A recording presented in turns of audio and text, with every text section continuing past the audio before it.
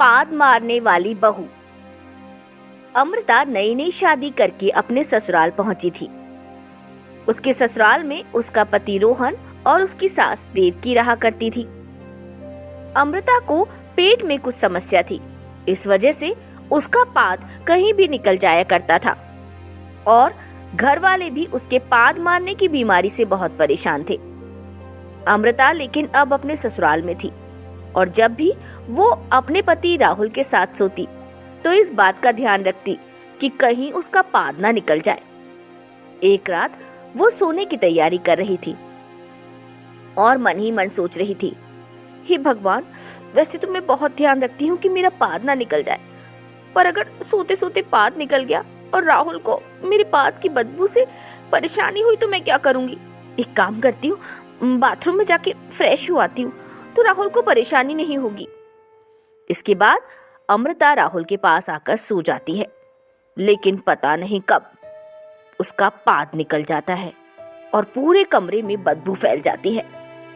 राहुल एकदम घबरा कर उठता है और इधर उधर देखना शुरू कर जाता है, क्योंकि अमृता के पाद की आवाज उसको आई नहीं होती है। हे भगवान, कमरे में इतनी बदबू कैसे आ रही है? अमृता, ये कमरे में कैसी बदबू है? पता नहीं, शायद कोई चूहा मर गया होगा। एक काम करती हूँ, खिड़की खोल देती हूँ, आप सो जाइए। उस रात तो राहुल सो जाता है, लेकिन अमृता की ये पाद मारने वाली बीमारी कम नहीं हो रही होती है। एक दिन अमृता रसोई में खाना बना रही होती है और खाना बनाते बनाते उसका पाद निकल जाता है। उतने में अमृता की सास देवकी रसोई में आ जाती है। अरे ची ची ची ची बहू, ऐसा क्या पक रहा है रसोई में जो इतनी बास आ रही है? वो कुछ नहीं माँ जी, वो मूली के पत्ते उबाल रही थी ना, इस वजह से इतनी बास आ रही होगी। एक काम करिए, आप रसोई से बाहर बैठिए, मैं आपके लिए चाय बना कर लाती हूँ। अच्छा ठीक है, तू चाय बना दे, मैं चाय पीती हूँ। ओहो, ये मूली के पत्तों की बास तो प्राण ही निकल जाएंगे। इतना कहकर देवकी बाहर सोफे पर जाकर बैठ जाती है और अमृता इस बार भी बच जाती है। एक दिन अमृता फिर से रसोई में खाना बना रही होती है और बाहर सभी लोग बैठकर डाइनिंग टेबल पे खाना खा रहे होते हैं। सभी लोग खाना खा रहे होते हैं, तभी अमृता रोटी लेकर आती है। लीजिए माँ जी, ये गर्मा गर्म रोटी लीजिए। राहुल जी, आप भी लीजिए गरम गरम रोटी। अमृता सबको खाना खिला ही रही होती है कि उसका फिर से पाद निकल जाता है, वो भी जोर की आवाज के साथ। पूरे कमरे में बदबू फैल जाती है और सभी लोग घबराकर बदबू के मारे खड़े हो जाते हैं और आश्चर्य से अमृता की ओर देखने लगते हैं। ये सब देख के अमृता घबरा जाती है और रोने लगती है।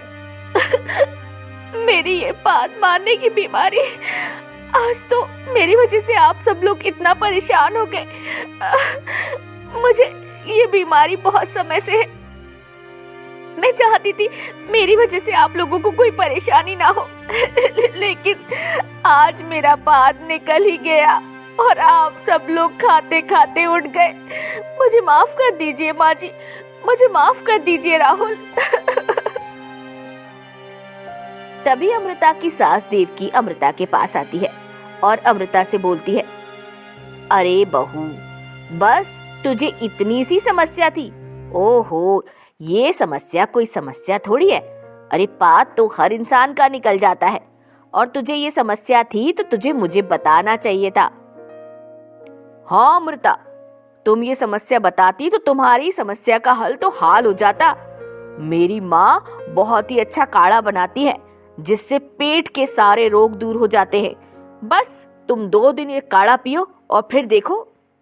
हाँ बहू, मुझसे काढ़ा बनवाने तो दूर दूर से लोग आते हैं, तुझे मैं इस बारे में बता ही नहीं पाई। अब तेरी नई नई शादी हुई थी ना, तो तुझे पता कैसे चलता। कोई बात नहीं, घर में डॉक्टर है और हमारी बहू अमृता परेशान हो रही है। उसके बाद अमृता की सास देवकी अमृता के लिए काढ़ा तैयार करती है और 2 दिन उस काढ़े को पीने के बाद अमृता की पाद मारने की बीमारी एकदम से खत्म हो जाती है और अमृता का पेट भी अब अच्छा रहने लगता है। अमृता अपनी सास देवकी के पास आती है और उससे बोलती है, माँ जी, आपकी वजह से मेरी इतनी पुरानी बीमारी ठीक हो गई। मैं कैसे आपका शुक्रिया अदा करूं? अरे बहू, बस अब तू पाद मत मारना, यही शुक्रिया होगा मेरा।